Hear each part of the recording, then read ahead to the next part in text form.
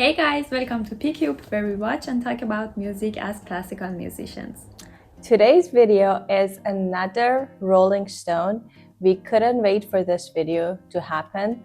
And it finally happened. The first time we watched Rolling Stone, it was, I guess, a few weeks ago. I can put a link here. And this video is, I think, another hit song of them. It's You Can't Always Get What You Want, which I feel like it's a very, very famous song. So we thought we should start there and then like maybe eventually get to their lesser known songs. So that's why we decided to do this one. I know you probably have heard this one. I have. I don't know about you, but I'm pretty sure you have. You just maybe don't know the name or the song. Yeah, I feel like if you listen to it, you definitely know it. Yes, I don't know if I heard this song or not, but funny thing is that I told you in the last, I don't know which one, but we recently recorded the Beatles, a song from the Beatles, and I told you that I always switch these two. I don't know which one was Beatles and which one was Rolling Stones, because they both were very famous at the same like kind of era. Yeah. So I'm happy that we are listening to this back to back, kind of like in a couple days difference, so that I can see finally like, oh, okay, that was the Beatles and this is the Rolling Stones. Yeah, exactly. So let's go. And this is the lyric video. I thought we should listen to that because this one is like 7.5 minutes and the official video is 4.5. So I feel like there is some parts that are cut in the official video and I don't want to do that. So I thought we should just do the lyric video like the last time. So let's go.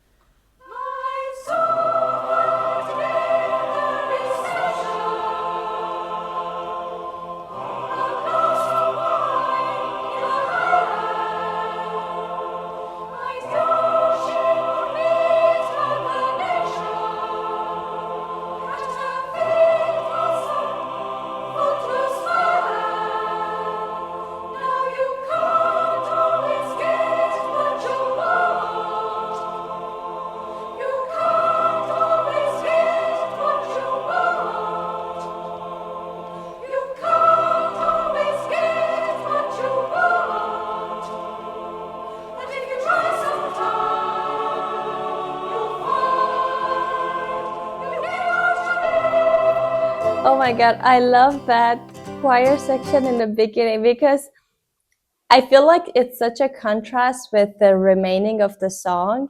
And it's just, I don't know, it just feels like a very classic orchestral choir that you hear and then you just get into today. So you're just like thrown back from like 18th century or 19th century back to like now. So yeah, I mean, I don't know how is it the rest, but until now it reminded me so much of a movie that I saw. I'm not sure if it was a Russian movie or they were Russian children. It was in a school that they had a choir, and one of their songs, I'm sure all of you listened to it already. It's such a beautiful song that they sing there with the choir, and it really reminds me of that, like a school choir that they are very trained and very good, and they're singing it. It's yeah, I like it also. Yeah, here, so I'm gonna go back a little so we hear the transition.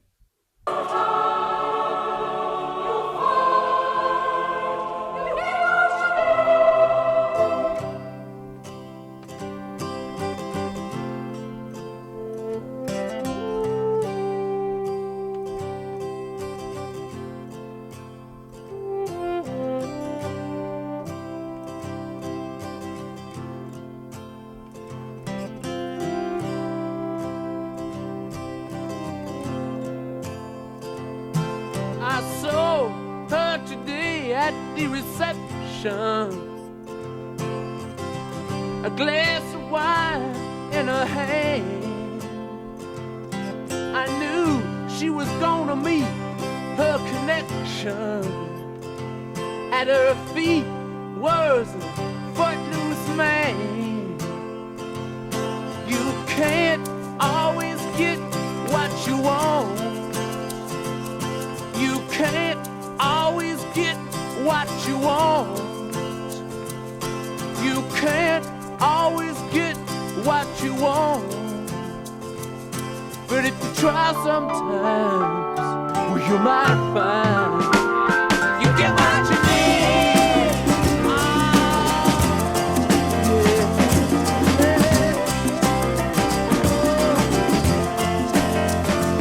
And I went down to the demonstration to get my fair share of abuse, singing words gonna vent our frustration. If we don't, we're gonna blow a 50 amp fuse. Sing it to me. You can't always get what you want. You can't always get what you want. You can't always get what you want. But if you try sometimes, well, you just might find you get what you need. I think can stop it here for a little because that was the first two verses. Have you heard it? No. Oh. No, but it's funny because just with these two songs that we heard from Rolling Stones, I think I have a good imagination of their style because it reminded me also very much of the last song that we listened. Other than the lyrics, how they made it, which is really similar.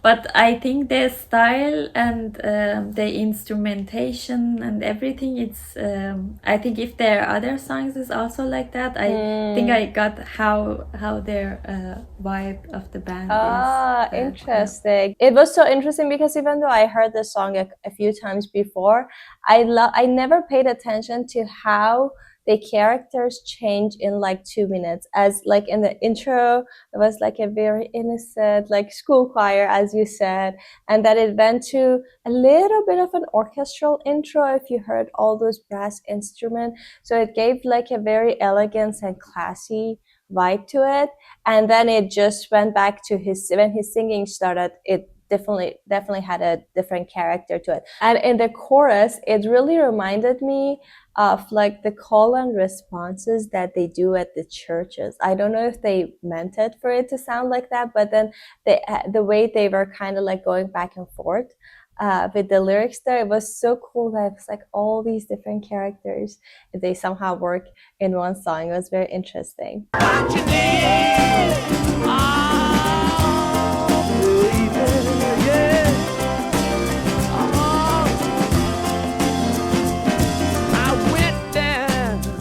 The Chelsea drugstore to get your prescription filled. I was standing in line with Mr. Jimmy. Man, did he look pretty ill. We decided that we would have a soda. My favorite flavor, cherry red.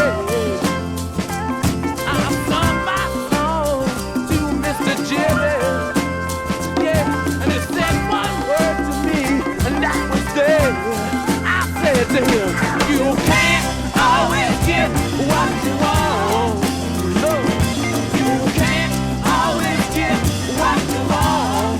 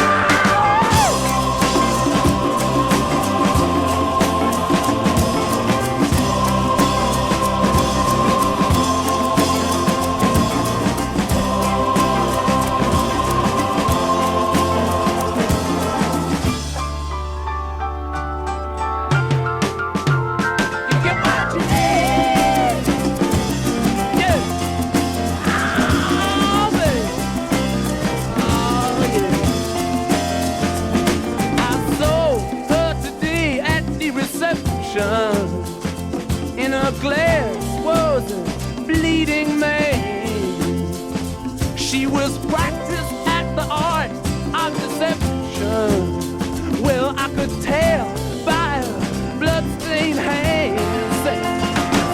You can't always get what you want. You can't always get what you want. You can't always get what you want. But if you try sometime, you just might find, you just might find, you get what you need. Oh yeah.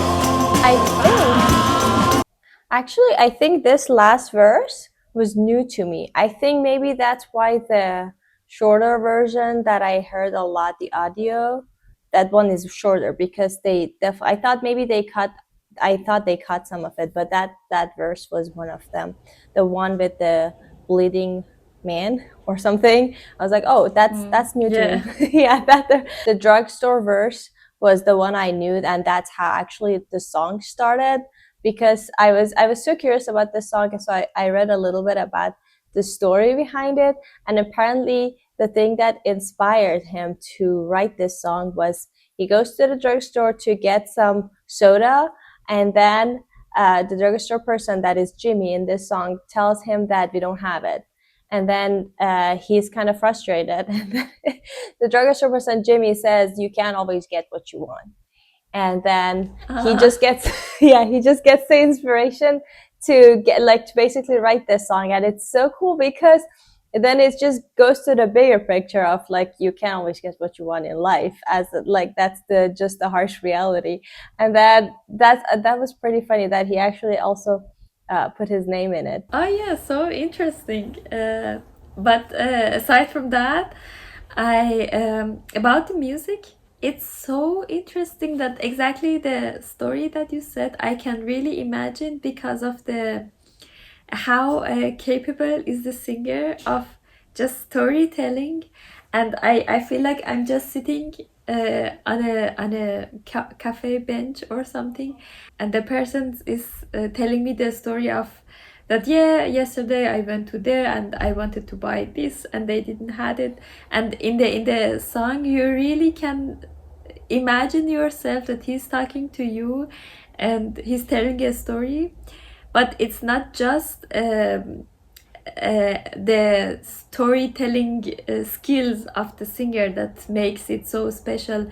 The music itself also is like, I don't know, it's like more like an atmosphere, or it builds like an environment for you. It's not just music. It's just like a random instrument starts to play, which is more like an environment sound than a melody or something. And it's like you're just sitting outside and you're hearing all the sounds from the environment, or somebody like screams or something, or just somebody is walking or something. It's like it feels for me like an outside. I don't know how to say it. Like it feels not like indoor or cozy. It feels like so out there for me, the music. And also I have to say, if I was making this song and I had this kind of instrumentation, and the people told me that we want this vibe and I want to, I had this song, I would never thought about to bring a complete choir, like a classical choir, which towards the end that you paused. And also before that, there was a part that it was just the music it's like, outside, and with a very beautiful and professional choir. And I was like, they don't match at all the vibes, but it sounds so beautiful and so perfect together. And I was like, I could never thought about this perfect idea to just bring a complete classical choir to this kind of, instrumentation and music. That's true. Yeah, that's true. So I think let's go ahead and finish it.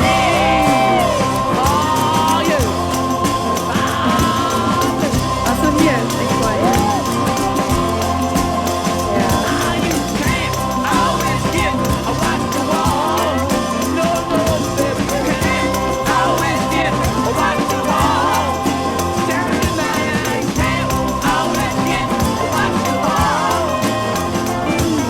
Try some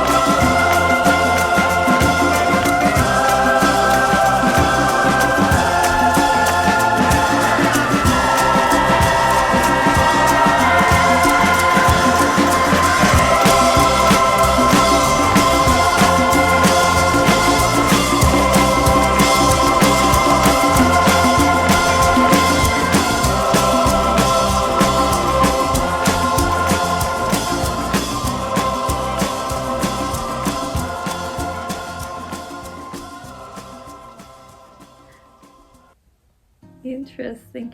For me, the highlight of the music was exactly how they decided this, because you know, having backing vocals is something else.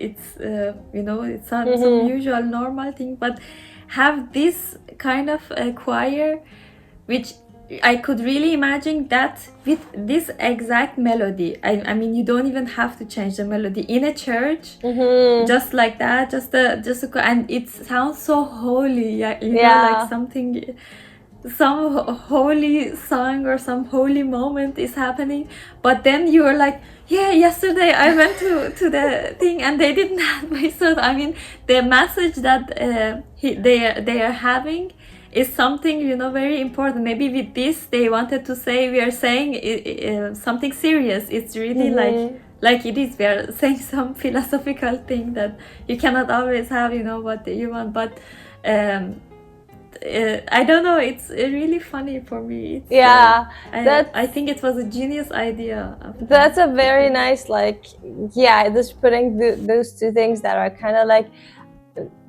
not very earthy, like the choir is like very angelic, something that you hear from the sky. It's like very, I don't know, very far away in the clouds. And then you hear, especially in the last moment, I loved how they transitioned to like a bigger and bolder choir moment. It started kind of in the background and then it took over as the time went by, and then they were kind of like bold, and then the piano started playing. So but we were kind of like stuck between the sky and the earth, kind of like, because everything else was earthy. It was like, okay, I'm just like in a bar or like listening to this music, and then suddenly like something is pulling you up. So it was a very interesting, and then I love that they were just vocalizing with the melody, like just going up and down. But then if you could listen very carefully, you could also hear the bass and then the middle voices as clearly, and they were like, it's such a nice harmony, all for, I guess, 4 or 2 sounds together.